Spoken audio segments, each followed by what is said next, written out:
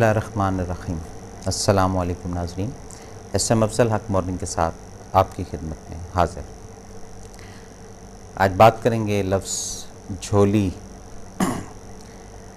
आपके कानों में ये जुमला आता होगा, भरता होगा, और स्पेशली जब इंसान परेशानी के आलम या परेशानी के फ़ेज़ में होता है तो बेसाख्ता उसके मुंह से ये लफ्ज़ निकलता है कि ऐ परवरदिगार मेरी झोली को भर दे।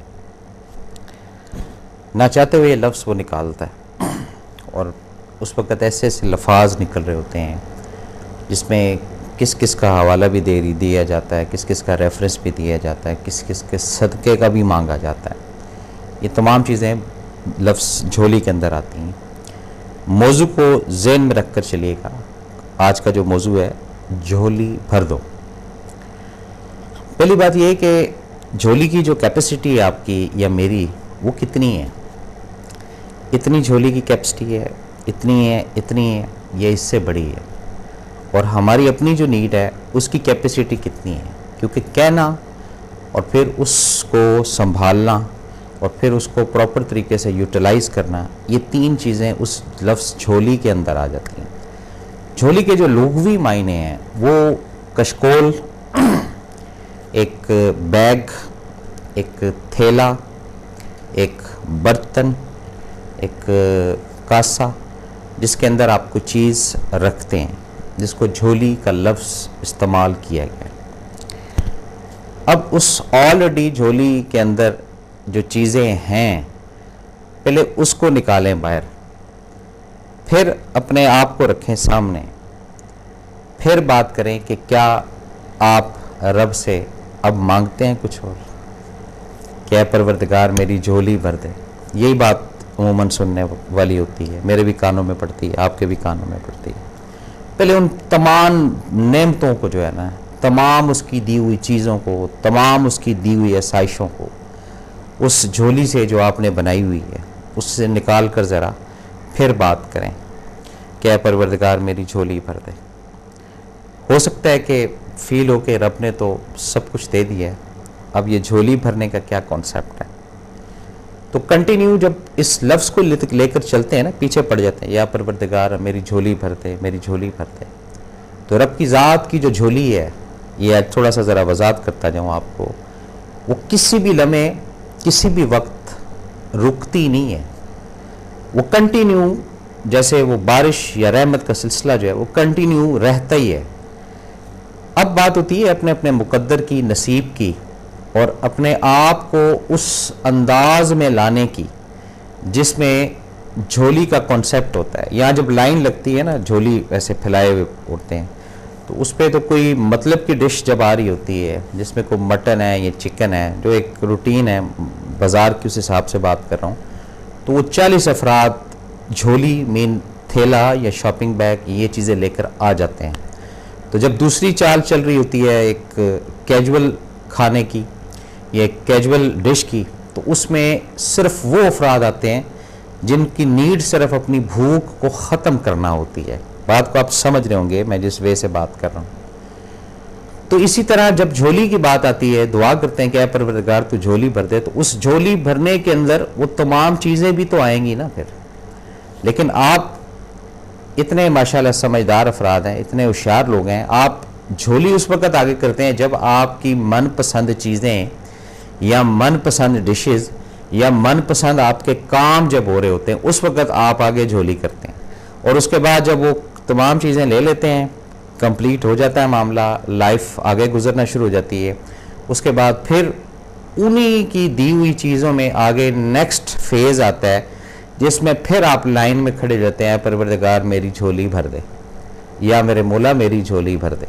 अब जब आप ये दोबारा कर रहे हैं, उसके अंदर भी फिर आप इतनी समझदारी से झोली भरवा रहे होते हैं कि जो आपके काम की चीज़ें हैं, जो आपके मतलब की चीज़ें हैं, जो आपके मकसद की चीज़ें हैं, उसकी नीड आप उसके सामने रखते हैं। ये मुझे आज तक नहीं समझ आई। मैंने काफ़ी सारे लोगों के साथ इसको डिस्कस किया है कि जनाब ये जो झोली भर देना है, तो इसमें क्या कोई स्पेसिफिक मटेरियल रब की ज़ात बंदे को देती है, या कोई स्पेसिफिक मामला होता है बंदे की ज़ात का जिस पे वो झोली फैला कर खड़ा होता है। और उसके बाद वो 5 मिनट 10 मिनट 15 मिनट के बाद वो कहते हैं जी रब ने मेरी झोली भर दी है, और फिर वो उठ जाता है, या उसकी नीड सिर्फ उस झोली तक रहती है या वो उससे आगे नहीं जा पाता। ये चीज़ें ज़रा कन्फ्यूजन का बाइस बन रही हैं। इसको थोड़ा सा खोलने की कोशिश करते हैं कि असल में जिसकी रिक्वायरमेंट हम कर रहे हैं, जिस झोली की, उसका ताल्लुक रब की रज़ा से है या हमारी रज़ा से है, उसमें उसकी खुशी है या हमारी खुशी है। ये चीज़ें ज़रा हमने थोड़ी सी खोलनी है। जब ये चीज़ें खुलेंगी तो फिर हमें इल्म होगा कि हम जो झोली भरवाना चाह रहे हैं वो तो ऑलरेडी मेरे रब ने बग़ैर किसी एफर्ट, बग़ैर किसी मेहनत, बग़ैर किसी स्ट्रगल, बग़ैर किसी अक्ल के ऑलरेडी भरी हुई है। अब कौन सी झोली की बात मैं या आप कर रहे हैं वो नहीं मुझे समझ आ रही। हो सकता है आपको समझ आ रही हो कि भाई इस झोली की बात है, तो प्लीज़ बताइएगा।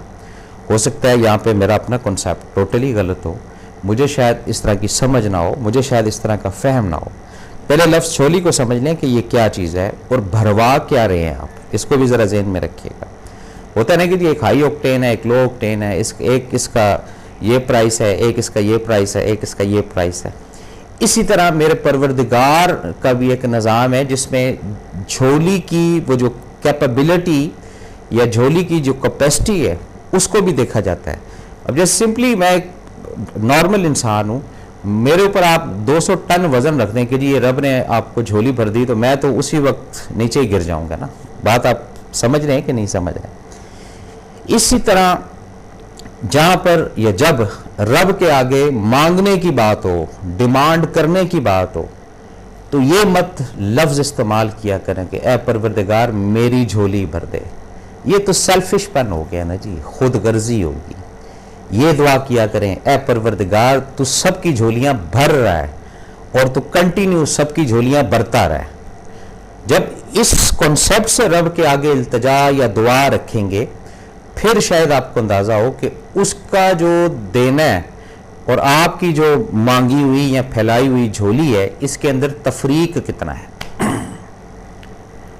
आप रब से क्या डिमांड कर रहे हैं, रब आपकी झोली किस तरह भर रहा है, उसकी फ्रीक्वेंसी आपने सेट करनी है।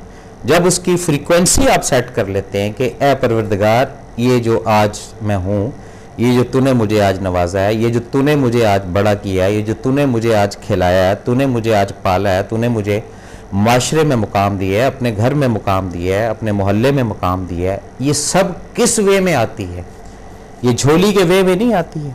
एक सवाल है, जब कंटिन्यू तरकीब और तरतीब से एक एक चीज़ आप देखते जाएंगे तो फिर अंदाज़ा होगा कि नहीं, रब ने झोली हमारी वर्थ, हमारी कैपेसिटी और हमारी औकात से बहुत ज़्यादा भरी हुई है। लेकिन हम न शुक्र अफराद हैं, हम न खुश रहने वाले अफराद हैं, हम किसी भी हाल में मुतमईन होने वाले अफराद नहीं हैं। ये शायद हमारी गुट्टी के अंदर ये चीज़ है, ये बात ज़हन में रखिएगा। अब जब झोली का कॉन्सेप्ट क्लियर होगा तो फिर एक नया दौर, नया फेज़ जो है वो शुरू हो जाता है।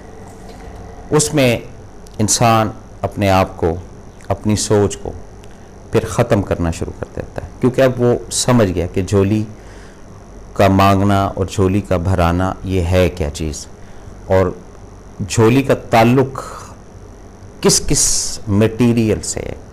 हमारा जो स्कूल ऑफ थॉट होता है ना झोली भराने का, वो मैं आपको बताता हूँ। एक घर की नीड होती है, बैंक बैलेंस की नीड होती है, एक अच्छी खुशहाल ज़िंदगी की नीड होती है, औलाद अच्छी तालीम और तरबियत हासिल करे, ये हमारी नीड होती है।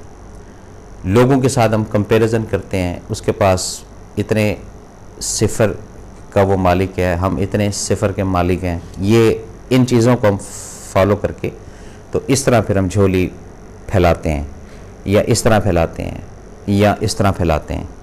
ठीक है, अब ये झोली का फैलाना है, पहले तो यही तरीका मुनासिब नहीं है। क्यों? झोली को पहले क्लियर करें कि झोली कहते किसको हैं, और जो आपकी रिक्वायरमेंट और जो रब ने आपको झोलियाँ बचपन से भरी हैं या अज़लों से भरी हुई हैं, सबसे बड़ी झोली रब ने भरी आपको अशरफुल मखलूक़ात करके। ये कोई थोड़ा इनाम, थोड़ा अजर या थोड़ा सवाब नहीं है। उसके बाद सेकंड फॉर्म में आते हैं दूसरी इतनी बड़ी रहमत की, करम की, फजल की झोली आपकी भरी, आप सल्लल्लाहु अलैहि वसल्लम की उम्मत में से आप हैं। ये सिर्फ दो चीज़ें अपने सिर्फ अगर इंसान ज़हन में रख लेना तो ये जो झोली भराने का कॉन्सेप्ट है ना, ये ख़त्म हो जाएगा उसका। झोली भराना या झोली को यूज़ करना, इसको प्रॉपर समझ कर तो बात करेंगे रब के आगे, फिर शायद कुछ पता चले कि ए परवरदिगार, हमारी क्या औकात या हमारी क्या वक़्त, हमें नहीं पता इन चीज़ों का कि झोली क्या चीज़ होती है और उसके अंदर क्या क्या चीज़ें आती हैं। या तो आपको इल्म हो या रब मुझे को ऐसी तौफीक दे कि मुझे भी इल्म हो कि जी मैं ऐसे हाथ उठा दूँ कि या परवरदिगार मेरी झोली भर दे। वो झोली का मटीरियल क्या भाई, क्या चाह रहे हैं आप, क्या ऐसी चीज़ है जिसमें आप कंटिन्यू ये लफ्ज़ झोली जो है इसको यूटिलाइज़ करते हैं। क्या कुछ बुजुर्गी चाहते हैं, कोई वलायत चाहते हैं आप, झोली भराने वाली बात है। कोई अपने दुनियावी काम चाहते हैं रब से, ये झोली भराने वाली बात नहीं, ये डिफरेंट चीज़ें हैं। और ये जो उसके साथ कनेक्शन वाले मामले हैं, इसके अंदर तकाजा हर वक्त रहे ए परवरदिगार मेरी झोली भर दे या मेरे मौला मेरी झोली भर दे। लेकिन प्रॉपर पहले झोली को समझ कर, हवा में नहीं ऐसे हाथ उठा लिया ए परवरदिगार मेरी झोली भर दे। अब वो झोली किस चीज़ की भर दे, अब वो पता चले उस वक्त ऊपर का सिनेरियो जो है वो बड़ा हाई पोटेंसी स्पीड में चल रहा है और आपकी जो कैपेसिटी है झोली की वो इतना बर्दाश्त ही नहीं कर पा रही, तो वो तो गिर जाएगी झोली आपकी, वो तो सारा मटीरियल ही आप इधर उधर बखेर देंगे। फिर क्या आप बोलेंगे, फिर आप क्या करेंगे, फिर आप क्या सोचेंगे, फिर आप किसको क्लेम करेंगे। तो ये छोटी छोटी चीज़ें, इनको पहले समझना पड़ता है।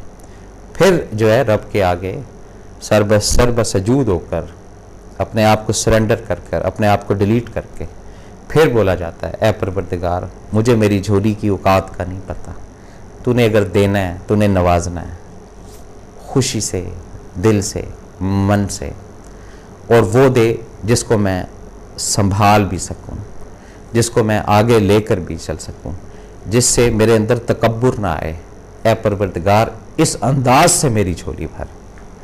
लेकिन यहाँ झोली भरने का जो है मामला, उसकी जो इतनी लिस्टें बनी हुई हैं जनाब, आप तसव्वुर नहीं कर सकते, अनगिनत। किसी न किसी लेवल पर, किसी न किसी मुकाम पर भी हज़रत इंसान को मैंने तसल्ली बख्श होते हुए नहीं देखा। मौजू को ज़हन से नहीं निकालना है आपने, लफ्ज़ है भर दो झोली या झोली भर दो। लेकिन झोली को जो है वो आइडेंटिफाई करने की कोशिश कर रहा हूँ, वो बताने की कोशिश कर रहा हूँ, वो समझने की कोशिश कर रहा हूँ कि हमारी झोलियाँ क्या हैं और ऑलरेडी हमारी झोलियों के अंदर क्या क्या उसने रखा हुआ है। उन चीज़ों को डिनाई करके अब नई जनाब कौन सा आपने ऐसा थैला या कौन सी ऐसी कोई नई झोली किस मार्केट या किस शॉपिंग सेंटर से आपने तैयार करवाई है कि वो अभी तक नहीं भरी है, तो कंटिन्यू आप उसके पीछे पड़े हुए हैं रब की ज़ात के। वो थोड़ा सा ज़रा मुझे उसका तारुफ कराएं ताकि मैं अपनी इस्लाह कर सकूं, मुझे भी उन चीज़ों का इल्म आ सके कि अच्छा ये वाली झोली की बात हो रही है।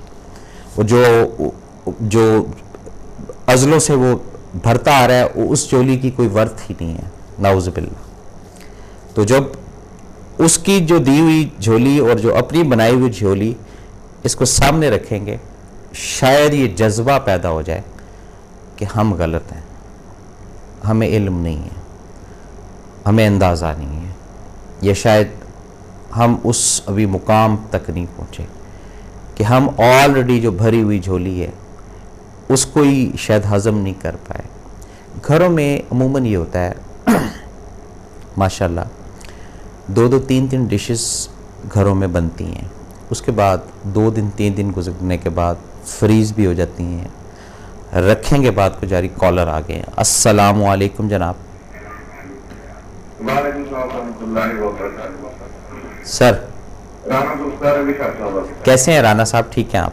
हाँ जी अल्हम्दुलिल्लाह, तो है हुक्म करें। जो का कंसेप्ट बड़ा अच्छा आज आपने रखा है सर।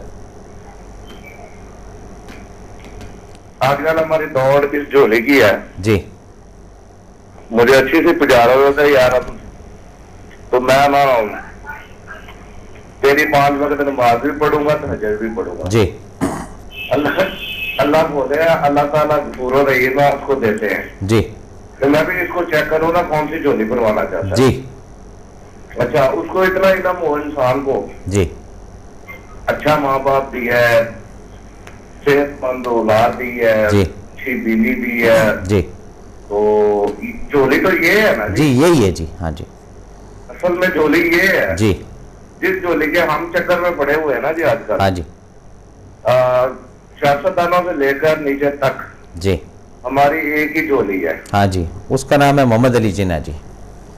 बिल्कुल जी वो है, बस हजरत के आजम आगे होना चाहिए। जी और सिर्फ और सिर्फ उस झोली के लिए अल्लाह ताला को, मैं तो सीधे अल्फाज में अपने दोस्तों को ये कहता हूँ कि हम तौबा नऊज़ुबिल्लाह कहना तो नहीं चाहिए कि हम उसको भी, अल्लाह ताला को भी ब्लैकमेल करने की कोशिश कर रहे हैं जी हाँ बिल्कुल जी। कि जिसकी हम पे अनायतें हैं। हाँ जी मेरी आंख है, ये मेरी झोली है। जी मेरी नाक मेरी झोली है, मेरा सर मेरी झोली है, मेरे बाजू मेरी झोली है। जी सर। मेरे बाजू मेरी झोली है। जी जिसे वो अपना पैगंबर के देखा कि या अल्लाह पाक तूने मुझे झूठा नहीं दिया, जी तो नमाज पढ़ के निकले तो उसके पाँव ही ना थे बंधे के। जी, वो दिखा दिया गया था जी। जी रिस्क आ रहा है जी अल्लाह ताला ने उसको दिखा दिया कि यार तू तो जूते की बात कर रहा है, उसके तो पाँव ही नहीं है। जी अल्लाह दोबारा मस्जिद में गए, शुक्र अदा किया कि या अल्लाह पाक तूने मेरे, असल में वो झोली है जी कि जिसने उसको अनायत किया हुआ है। जी सर। तो ये उस बात पे डिपेंड करता हूँ कि हमें, मैं आपकी बात को बिल्कुल अफजल साहब जी 700 करोड़ सलाम करता हूँ कि आज जो असल बात है ना जी सर, वो यही है। अच्छे जी कि अगर अपनी झोली में पैदल पाक को लेने, जी रसूल अल्लाह सल्लल्लाहु अलैहि वसल्लम उस अदा को ले लें जो औरत वहां पे कूड़ा फेंकती थी जी, उस अदा को ले लें। जी जब आप जा रहे थे तो माई को कहा कि सामान उठाया तो कहने लगी कि मोहम्मद से बच के रहना। जी वो झोली थी हमारी जी कि जिन्होंने हर तरफ आपका झंडा बुलंद किया है। जी जी आखिर में हमने अल्लाह पाक के हाँ हुजूर हाजिर होना है। जी अल्लाह पाक ने तो दूसरी बात ही नहीं करनी जी, बिल्कुल इसी तरह जी। उसमें तो 2 बातें ही होनी है कि इंसान मैंने तुझसे प्यार किया, हाँ जी तुझे 70 मौत जितना मैंने प्यार जी किया।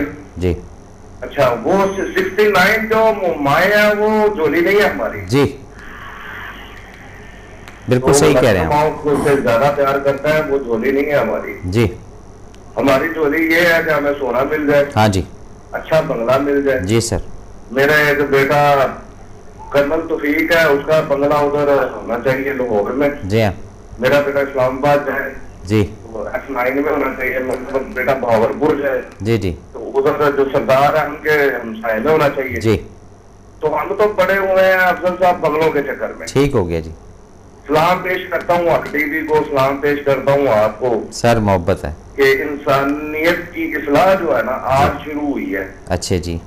अल्हम्दुलिल्लाह 10 साल पहले कुछ चैनल खुल जाते सर, तो आप जैसे मुतबर और खुश अखलाक और बहुत शुक्रिया सर, बहुत मेहरबानी, बहुत शुक्रिया, आ जाते, बहुत शुक्रिया। तो अल्हम्दुलिल्लाह ये आज झोली जो है ना जी जी, ये 10 साल पहले इनको पता चल जाता कि झोली वो नहीं है, झोली ये है। राना साहब बहुत शुक्रिया। अस्सलाम वालेकुम सर, अस्सलाम वालेकुम जी। नाजरीन, तो बात हो रही थी किसकी? लफ्ज़ झोली। अब 2-3 चीज़ें होती हैं इंसान के अंदर, एक होता है दिल, एक होता है दिमाग और एक होते हैं हालात। ये जब तीनों के अंदर इख्तलाफ पैदा हो जाता है ना, दिल के अंदर, दिमाग के अंदर और हालात के अंदर, फिर इंसान इस पैटर्न की तरफ आता है। उसकी आंखों से आंसू भी निकलते हैं। 10 मिनट, 12 मिनट, 15 मिनट सजदे से नहीं उठता है। अच्छा, आधा घंटा कुछ सजदे में अगर लेटा हुआ है तो उसकी वो आंखें जो है ना वो ब्लड की तरह, ब्लड सारा नीचे आ जाता है, तो वो जब उठता है तो सर वैसे ही उसका भारी होता है। कुछ अफराद ये फील करते हैं कि आज रब ने सुन ली है क्योंकि काफ़ी वज़न आ गया उनके ऊपर, जबकि इस तरह नहीं होता।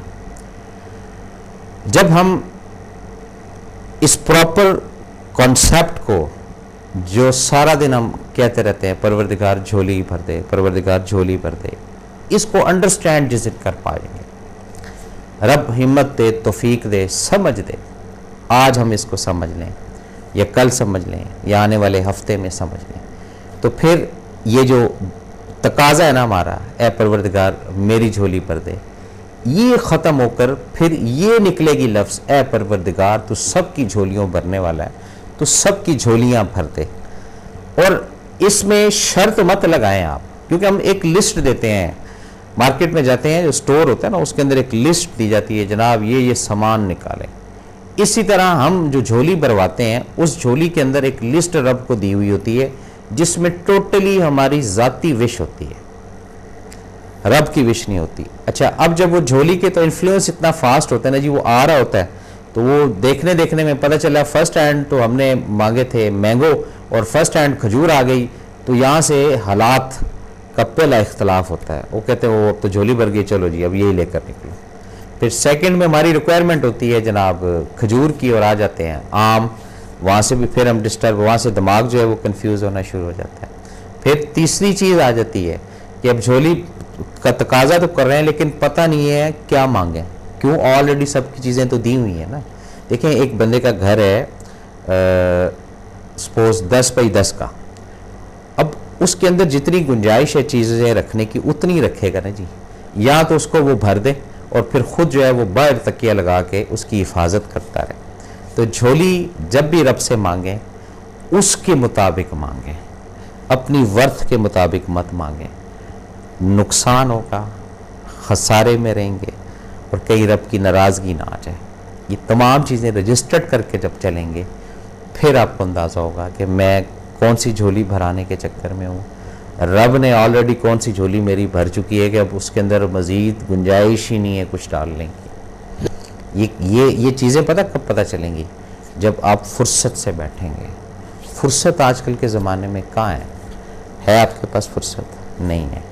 आपको ये जो सातें हैं 1 घंटे की या 2 घंटे की या 4 घंटे की या 6 घंटे की, इसके अंदर आप 200 सातों का काम कर रहे हैं, 300 सातों का काम कर रहे हैं। क्यों?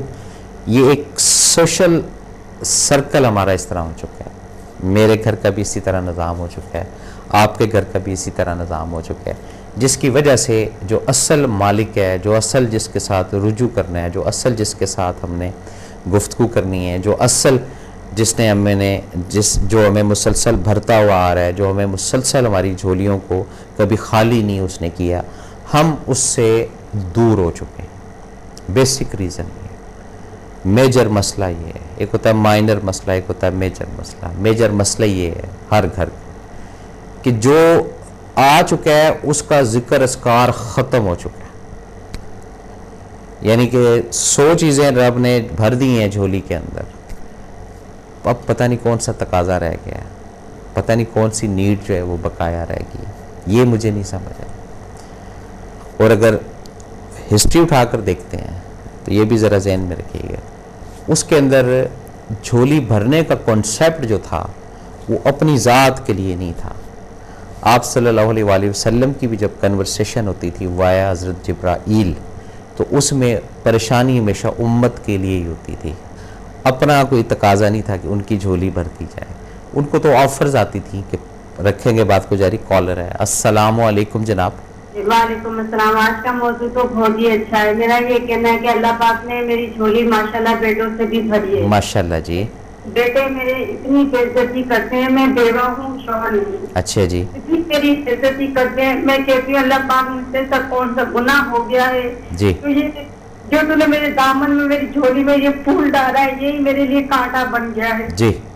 और मेरे पास अपना जाती घर भी नहीं है जी। मैं हर वक्त अल्लाह से दुआ करती हूँ कि अल्लाह मेरी उजड़ी हुई बिगड़ी हुई जिंदगी को तू फिर से संवार दे, मेरा दामन, मेरी झोली लाजवाल खुशियों से भर दे, जिसके ऊपर कोई सवाल ना हो जी। तो इस बेटे के लिए मेरे दिल से बहुत दुआएं भी निकलती है, दुआएं भी निकलती हैं कि अल्लाह पाक मेरा मेरे दामन में, मेरी झोली में जो तूने फूल डाला है जी। या अल्लाह, ये मेरे लिए बहुत बुरा कांटा बन गया है। मैं क्या करूं, किस तरह जिंदगी गुजारूं, आप मुझे जवाब दे। बहुत परेशान हूँ, बहुत ही परेशान हूँ। बिल्कुल आपको जवाब देते हैं जी। पहली बात तो ये है कि रोने से अगर परेशानियां ख़त्म हो तो इस वक्त 99% सड़कों पे, मोहल्लों में, फ्लैटों में आपको रोने की आवाज़ें आएँ, ऐसा कुछ नहीं है। दूसरी बात, रब ने झोली भरी है तो उस झोली के साथ कुछ मुकाम, कुछ चीज़ें ये सेटलमेंट करनी होती हैं।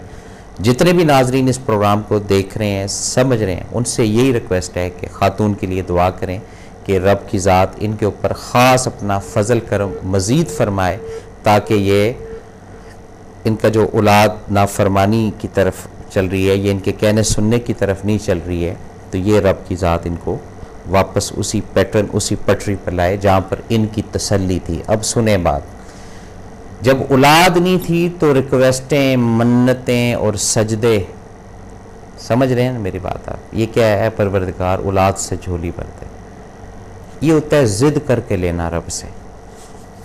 हमेशा रब से ज़िद करके मत लें, खुशी से लें। जो चीज़ रब खुशी से देता है ना, उसके अंदर इस तरह की हर्डल्स नहीं आती।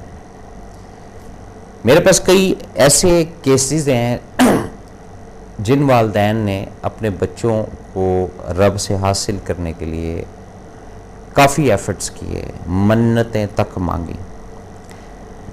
यानी देखें, मुसलसल मैं आपके पीछे पड़ जाऊँ ना, मुसलसल चिढ़ जाएंगे आप, चिढ़ कर आप बोलेंगे भाई ये पकड़, खुदा हाफिज़, यही होगा ना।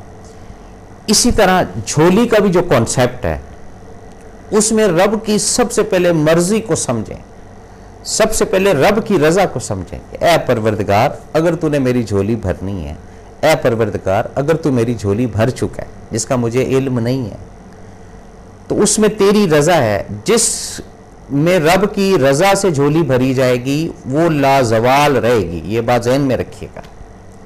और जिसमें आर्गुमेंट